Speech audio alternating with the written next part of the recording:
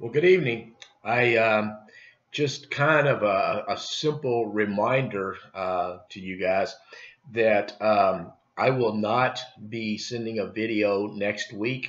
I will be on vacation, and you can take next Tuesday and work on your paper or whatever you need to do. I will be back on that Friday. If you need me for anything between now and then, you can just you can call me or text me and or send an email to me. Also, don't forget your tests are due today, I believe. I know that Corey has already turned his in, so I just need the other tests. And this evening, we're going to talk about two particular religions. One is Buddhism, which is very familiar to us in our society in which we live today. The other one is Jainism, which may not be quite as familiar to many of us. We're going to talk about Buddhism first. We'll take a small break, and then we will finish up with Jainism. Okay? All right. Let's talk about the teachings of Buddhism first. Approximately, there are 5 million Buddhists. Now, I want you to get that in your head. 5 million Buddhists all around the world. But it all centers around Buddha, B-U-D-D-H-A. Buddha, which literally means the awakened one. Buddha lived in northern India 2,500 years ago. That's a long time. He lived in northern India 2,500 years ago. Buddha set into motion this whole wheel, and I want to think about a wheel, this wheel of Dharma. It's a body of teachings about what causes suffering.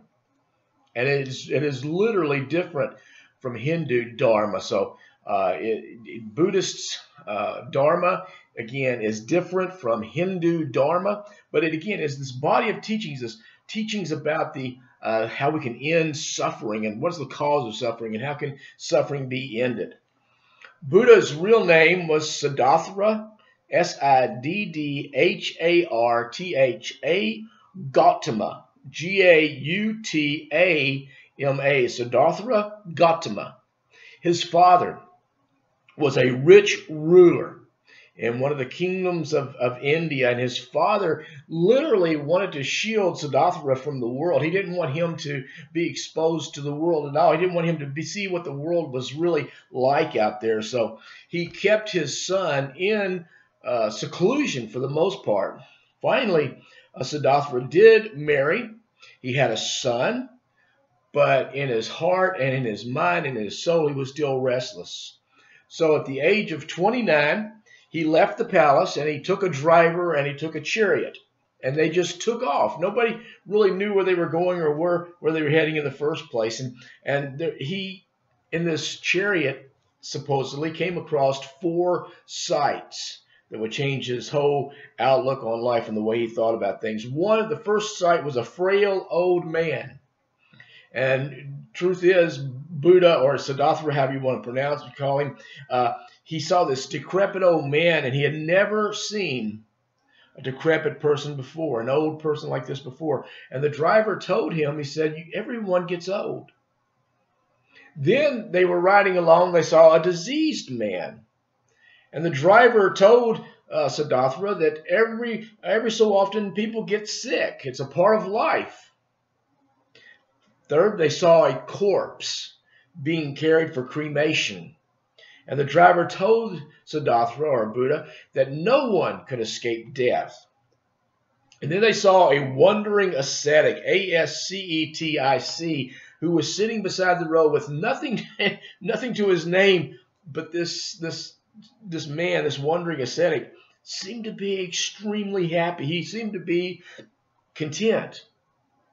So Siddhartha, or Buddha, renounced his life.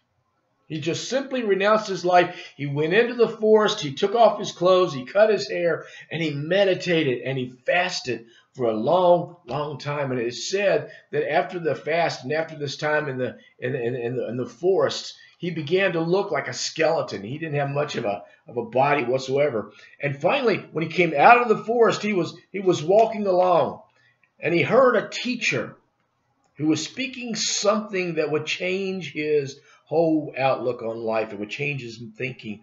Buddha heard this teacher talking about the middle way, M-I-D-D-L-E, way, W-A-Y. It became extremely important for him. He began to say that self-denial or indulgence, take your choice, would not release you. He rather said that the best path for release from this life is the middle path, the middle way. Nothing completely self-denial and nothing completely indulgent. It is simply to go down the middle of the road, so to speak. Let's talk about his enlightenment. Bodh Gaya, or Bodh Gaya, B-O-D-H, new word, G-A-Y-A, is an area where he went to sit under a fig tree. And he sat there for 49 days. And then finally, according to Buddhists, the enlightenment came to his life. He came up with karma, K-A-R-M-A, which is the law, again, of action and consequences. You do something, there's going to be consequences because of it. But it is the desire, if you will, it is the desire to do these things that causes the suffering. So what Buddha says is that there has to be an end to this desire to do these things. He goes on to say that freedom comes when one fully, I want you to hear this, fully loses all desires and one fully loses an attachment to this world. That takes a lot. He came up also with the idea of nirvana, N-I-R-V-A-N-A. Nirvana is the extinguishing of desire and the extinguishing of suffering. Once he was past these 49 days and he came up with these different concepts and these different ideas, he left that place and he finally went to a place called Deer Park, D-E-E-R-P-A-R-K. And here in this park, he gave a sermon. And it's literally called the Sermon in Deer Park. And he told in this sermon about the Four Noble Truths. And we'll talk about those in just a little while. And he also talked in the sermon about the 8 Noble Paths. And when he had finished the sermon, a lot of people, especially men, came up to him and said, we want to be a part of your community. We want to be we want to be your disciples. So they developed what they call the Sangha, S-A-N-G-H-A, which literally means community. The question is, how did Buddha die? Buddha died from food poisoning. It wasn't something spectacular. It wasn't something outrageous. He simply died from food poisoning. And some believe that somebody had it in for him, and they poisoned his food, and that's how he died. Let's talk about, for just a second, let's talk about some specific teachings. Buddha says, and Buddhism says, that all things are interdependent. I want to say that again. All things are interdependent. Nothing exists beyond all other things. There are 3 marks of existence. The first one is impermanence. I-M-P-E-R-M-A-N-E-N-C-E. All things are constantly changing. We see that all around us. All things are constantly changing. Everything is in the state of becoming. He also talked about suffering.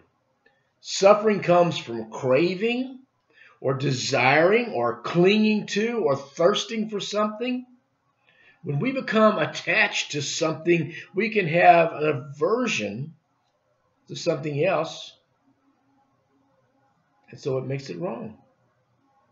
Buddha says there are 3 poisons in a person's life: greed, hatred, and delusion. Let me say those again. Greed, hatred, and delusion. Buddha came up with the ideal of the doctrine of no self, N-O New word, S-E-L-F, no self. It is called the Anatman, A-N-A-T-M-A-N, Anatman. Our greatest our greatest attachment is to oneself. Our greatest attachment is to oneself, which is, again, constantly changing the idea of impermanence. Now, I said just a little while ago there were 4 noble truths and there are the Noble Eightfold Path. We're going to talk about the 4 noble truths for just a second. I'm going to name them and pretty much just name them, but we'll go from there. The 4 noble truths. When we need to identify the symptom. We have to identify the symptom. Second, we have to discover the cause. We have to discover the cause. Then we need to discover the way to remove the cause. We need to determine a way to remove the cause. And number 4 of the 4 noble truths, prepare a therapy to bring a cure. Now, as I read these and I thought about it, it sounds a whole lot like the medical field. You identify the symptom, you discover the cause, you determine how to remove the cause, and you prescribe a therapy to bring a cure. Sounds a whole lot like the medical field again. Now, when we move from the 4 noble truths, he also talked about the Noble Eightfold Path. Number 1, or A, right view. The right view of things also leads to the right intentions. Number 2, right speech, right actions, right livelihood. Buddha said that destructive speech and destructive actions and certain livelihoods should and must be avoided. Right concentration is the next one. Watch what you fill your mind with. Garbage in, garbage out is what I've always heard when we first started using computers. And it's true in our minds. What we put into our minds comes out of our minds, so we have to watch what we fill it with. The right effort. You have to have the right effort. And then finally, right mindfulness. Those are the 4 noble truths and the Noble Eightfold Path. Now, let's talk about Buddha for a second and his karma, K-A-R-M-A, and rebirth. Now, this differs from the Hindus because in Buddhism, there is no eternal soul that passes on from one life to the next. It just begins all over again as a brand new soul, so to speak. They do believe in samsara, S-A-M-S-R-A, which is the cycle of birth, life, death, rebirth. Again, they believe in samsara. Buddhists believe in samsara, the cycle of birth, life, death, and rebirth. For them, Nirvana, N-I-R-V-A-N-A, is the ultimate goal of liberation. It is a liberation from suffering, and it's a liberation from this samsara, this wheel that people find themselves caught on. Deities in Buddhism. For the most part, Buddhists are atheistic. They don't believe in divine beings, but Buddha had very little to say about divine beings. But, with that being said, some Buddhists have come to believe in certain gods. Okay? Let's talk about the history of Buddhism for a minute. There are 3 great traditions in Buddhism. Number 1, Theravada, T-H-E-R-V-A-D-A. Second, Mahayana, M-A-H-A-Y-N-A. And then Vajrayana, V-A-J-A-Y-A-N-A, are the 3 traditions in Buddhism. These went through 3 periods of councils, and if you think about it, a lot of religions have gone through different councils. Same was true for Buddhism. 3 different councils met to decide some certain things about Buddhism. The first council met and established Dharma, D-H-A-R-M-A, as a primary teaching. The second council met and they established an order of monks. And the third Council met, and they established Theravada Buddhism as the most authentic form of Buddhism. So let's talk about the different sects, or the three sects of Buddhism. There's Theravada, supposedly holds closest to the teachings of Buddha. It emphasizes, if you will, the pursuit of Nirvana more as an individual effort, not as a group thing. The Theravada Buddhists believe that individuals pursue Nirvana through meditation, especially as a monk. There is Mahayana, Mahayana Buddhism. It is much more accommodating of others. It brings more people in, if you will. They say that not just monks and not just nuns can achieve nirvana. They say everyone and anyone can achieve nirvana if they do right. It is a sect of Buddhism that really seeks to help others and to help others achieve liberation more than their own. They're out there evangelizing, if you want to use that word, and they're more concerned about other people finding liberation than they are about their own liberation.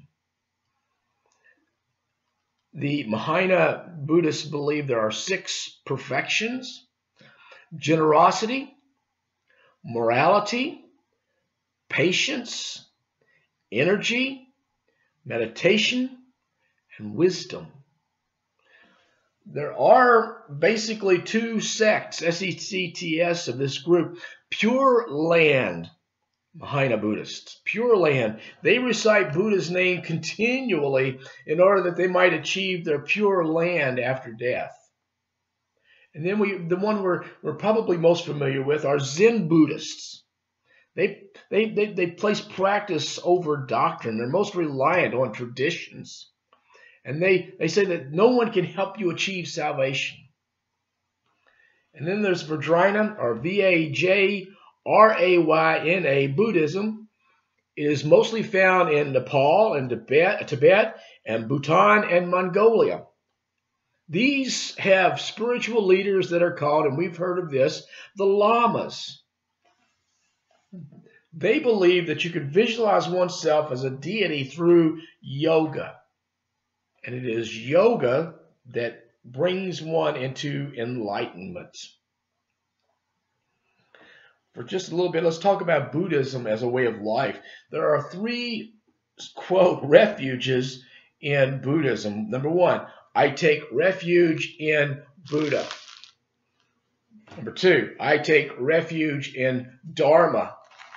Number 3, I take refuge in Sangha. Okay, those are the refuges that Buddhists say they could take refuge in. There are 5 precepts of ethical principles, and these are some that we should really take to heart, even for us who are not Buddhists. No killing, or no harming other living beings. No stealing. No engaging in sexual misconduct. No lying, and no using intoxicants. Interesting principles here that probably could fit into many of our lives. They have meditations. Meditations were encouraged by Buddha to eliminate desire. If you meditated, then eventually the desires for whatever it is you're desiring the most would be eliminated. Many today do not meditate. Many Buddhists today do not meditate, but they do support Buddhist causes. And that's their way of achieving whatever they're supposed to be achieving.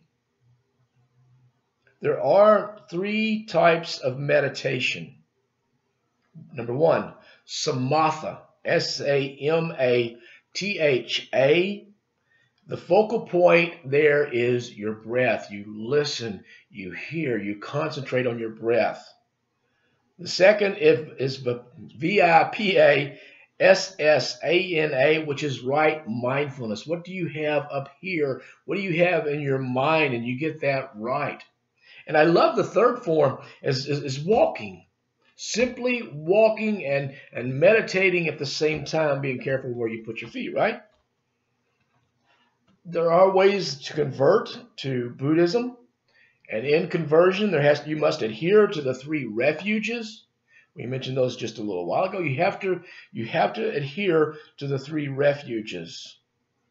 But priests, monks, and nuns go through stricter rituals than just that. Women were at one time not allowed to be priests or monks. But in modern times, there have been fully ordained women priests in Buddhism. Let's talk about burial rites. They use both cremation and burial in the ground. But usually an altar is built and flowers or pictures are placed somewhere to commemorate the dead. That is the lecture on Buddhism. I'm going to take a few seconds off, and then we're going to talk about Jainism.